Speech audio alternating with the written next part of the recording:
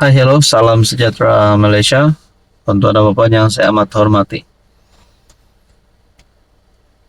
Dalam keadaan berlakunya bencana banjir di beberapa buah negeri di Semenanjung, kita dikejutkan dengan beberapa kelakuan pemimpin-pemimpin politik, di mana negeri yang mereka takbir itu mengalami bencana banjir.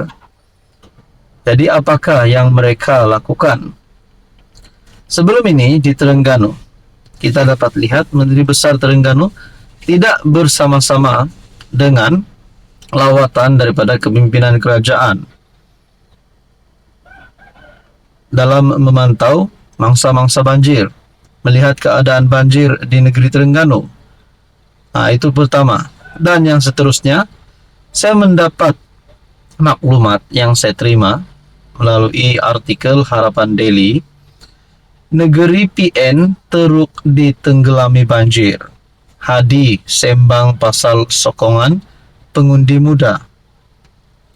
Manakala perkongsian seterusnya ada berkata, negeri banjir tapi pemimpin PN sibuk berkonvention buat ramai bengang. Dan yang seterusnya, siang malam konon turun bantu mangsa banjir. MB Kelantan dihujani kecaman.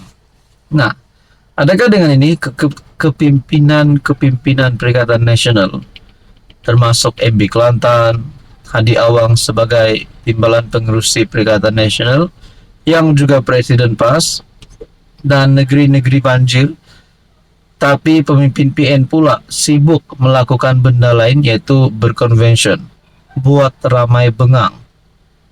Adakah ini boleh membuatkan kejatuhan kepada Perikatan Nasional?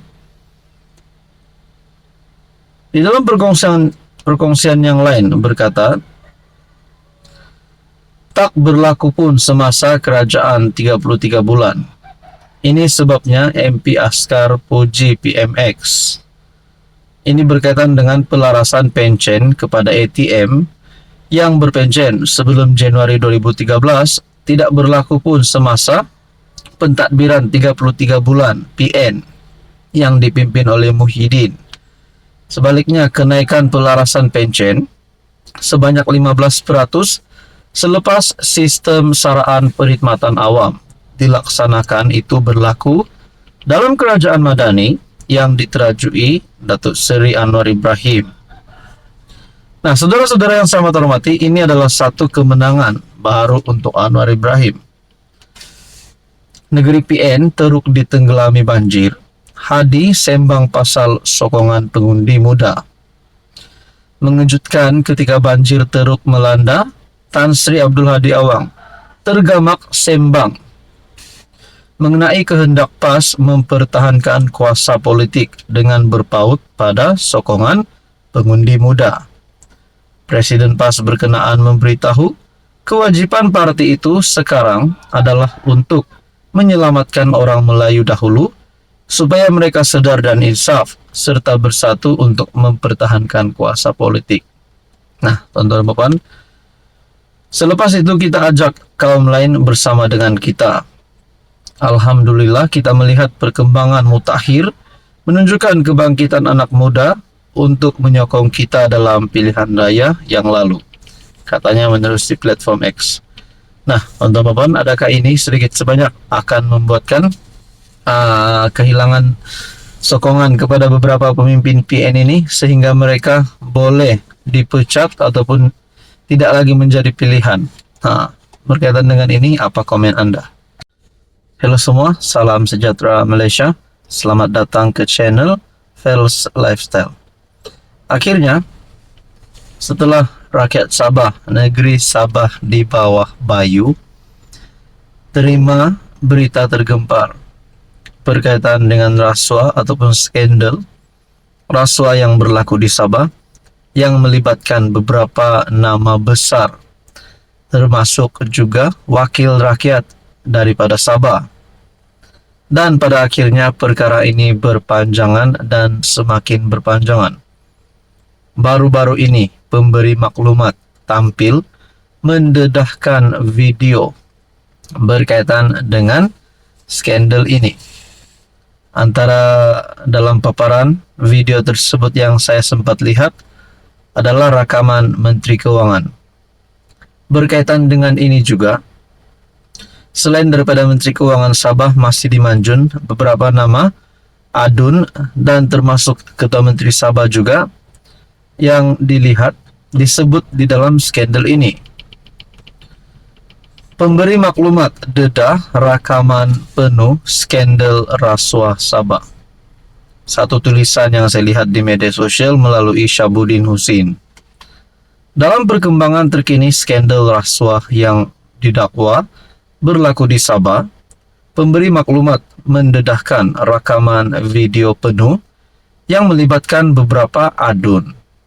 Pemberi maklumat mendakwa video itu merakam perbincangan mengenai pemulangan uang suapan yang diberikan kepada ahli politik untuk mendapatkan sokongan bagi permohonan lesen penerokaan perlombongan. Rakaman tersebut yang dibuat pada Januari tahun ini berlaku selepas pembatalan lesen itu.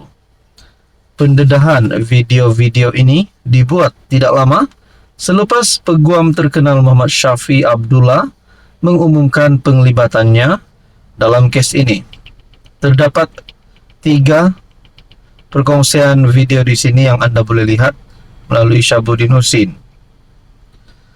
Saudara-saudara, di dalam perkongsian ini ada satu persoalan yang paling utama. Kenapa dedah pada media bukan SPRM? Syafi menekankan bahwa pihak berkuasa perlu memutuskan apa yang lebih penting dari segi kepentingan awam dan tanggung jawab mereka. Ketika ditanya, mengapa pemberi maklumat memilih untuk mendedahkan video kepada media dan bukan SPRM yang berjanji untuk meneliti permintaannya, Syafi mengaitkannya dengan defisit kepercayaan. Kurangnya keyakinan awam terhadap institusi negara sudah didokumentasikan dengan baik. Malah PM Anwar telah lama mendakwa dirinya menjadi mangsa manipulasi juntera kerajaan. Bekas Perdana Menteri lain, termasuk Mahathir, juga pernah membuat dakwaan serupa. Terdahulu, pemberi maklumat mendedahkan 4 video. 2 daripadanya melibatkan timbalan Ketua Menteri 2, Syahilmi Yahya, dan adun Tempasuk yang telah disunting. 2 lagi video penuh adalah mengenai bekas Ketua Eksekutif SMM, John T. Enggihon, dan adun Kemabong, Rubin Balang. Pemberi maklumat menjelaskan bahwa dia tidak menawarkan rasuah kepada Rubin, dan video tersebut mendokumentasikan rundingan mereka untuk menggunakan syarikat milik anak-anak adun itu. Pendedah maklumat memberitahu Malaysia Kini bahwa SPRM belum menghubungi walaupun sudah merakamkan kenyataan beberapa adun. Dia juga berjanji akan memberikan kerjasama. Menurut Ketua Menteri Sabah yang mendakwa video-video tersebut bertujuan untuk mencemarkan dan melemahkan kerajaannya. Dia juga berjanji memberikan kerjasama penuh kepada SPRM. Tapi kenapa di sini dikatakan pendedah maklumat memberitahu Malaysia Kini bahwa SPRM belum menghubungi walaupun sudah merakamkan kenyataan beberapa adun? Nah, berkaitan dengan ini banyak sangat cerita, banyak sangat spekulasi yang boleh dibuat, tapi kita nantikan saja apa keputusan terkini.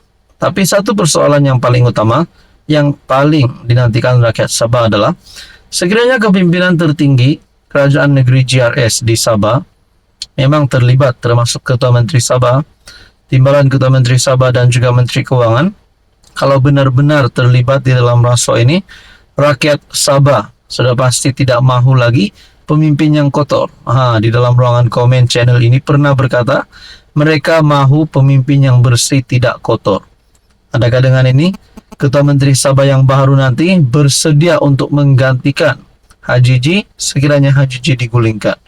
Semua ini menjadi persoalan. Saudara-saudara, teruskan bersama di dalam channel ini.